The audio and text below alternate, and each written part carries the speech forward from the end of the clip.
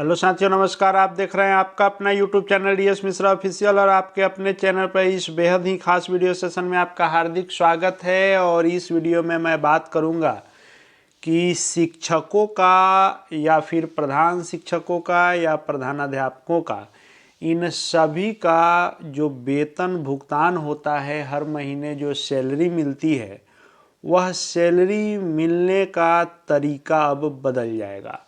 और सैलरी मिलने का तरीका जो बदलेगा वह अब नए नियम के तहत और नए टेक्नोलॉजी के इस्तेमाल के बाद जो है आपको सैलरी नए तरीके से मिलेगी। उसी पर पूरी बातचीत करूंगा कि आखिर किन शिक्षकों को या फिर प्रधान शिक्षक प्रधानाध्यापकों को अब जो सैलरी मिलेगी, जो उनका वेतन भुगतान होगा, वह कैसे होगा और क्या कुछ उसमें बदलाव होगा, पूरा जो प्रक्रिया है वह किस तरह से बदला जा रहा है, उसी की जानकारी इस वीडियो में दूंगा। तो वीडियो खास होगा, अंत तक मेरे साथ बने रहेंगे। और यदि चैनल से अब तक नहीं जुड़े होंगे तो चैनल को सब्सक्राइब करके बेल आइकन को प्रेस कर लेंगे। आगे भी शिक्षा जगत एवं शिक्षकों से संबंधित हर महत्वपूर्ण जानकारी आप तक पहुंचती रहेगी। तो इधर विगत कई महीनों से शिक्षा विभाग के अंतर्गत कार्यरत शिक्षकों या प्रधान शिक्षक प्रधानाध्यापकों सभी का वेतन भुगतान अब ससमय होना शुरू हुआ है। लेकिन वेतन भुगतान की प्रक्रिया को और सरल बनाने के लिए और समय पर भुगतान हो सके, इसके लिए इसको नए टेक्नोलॉजी से जोड़ा जा रहा है और उस अनुसार वेतन भुगतान होगा। अब किन शिक्षकों के वेतन भुगतान का यह नियम बदलेगा? तो जिन शिक्षकों का वेतन भुगतान एचआरएमएस के माध्यम से होता है, उन शिक्षकों का वेतन भुगतान अब नए टेक्नोलॉजी के अनुसार होगा। तो एचआरएमएस से जुड़े हुए शिक्षक कौन हैं?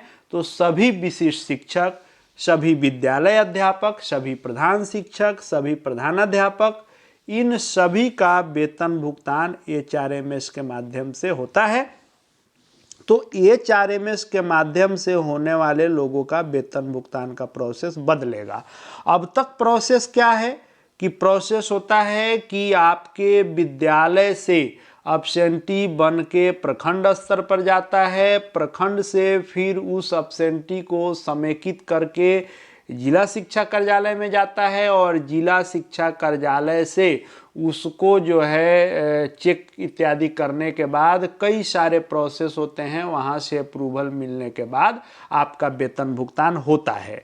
लेकिन अब वेतन भुगतान की प्रक्रिया को और आसान और ससमय करने के लिए क्या कुछ बदलाव किया जा रहा है, आइए इसको हम लोग देखते हैं।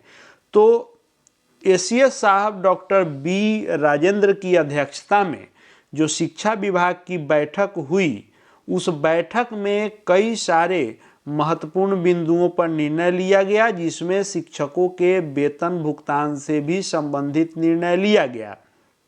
और वेतन भुगतान से संबंधित जो निर्णय लिया गया, उस निर्णय को यहाँ आप देखेंगे तो इस निर्णय के अनुसार शिक्षकों के ससमय वेतन भुगतान की व्यवस्था को सुनिश्चित करने हेतु निर्देश दिया गया सभी पदाधिकारियों को कि राज्य के सरकारी विद्यालयों में कार्यरत सभी प्रधानाध्यापक, प्रधान शिक्षक और शिक्षक इत्यादि द्वारा तकनीकी आधारित ई शिक्षा कोष मोबाइल ऐप के माध्यम से प्रतिदिन दर्ज की जा रही ऑनलाइन उपस्थिति के आधार पर एचआरएमएस पोर्टल के माध्यम से वेतन भुगतान की कार्रवाई की जाए।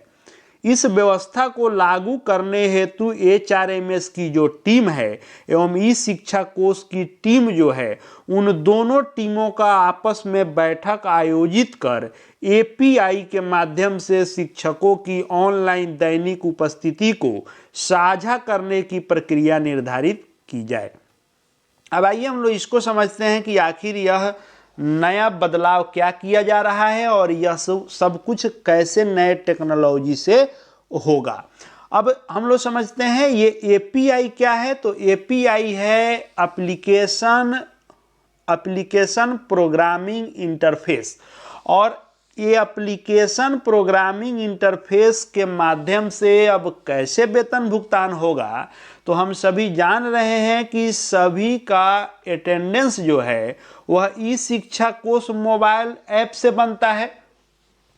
लेकिन ई शिक्षा कोश के माध्यम से वेतन भुगतान नहीं होता है, इसलिए अटेंडेंस का लिखित रूप में जब तक अब्सेंटी जाता नहीं है तब तक यह जो है क्लियरफाई नहीं होता है कि कोई ऐसे व्यक्ति तो नहीं है जो को किसी दिन किसी महीने में अनऑथराइज रूप से अनुपस्थित हैं और उनका वेतन भुगतान न हो जाए। इसलिए जब तक यह समेकन नहीं जाता है, अप्रूवल नहीं होता है, तब तक नहीं होता है।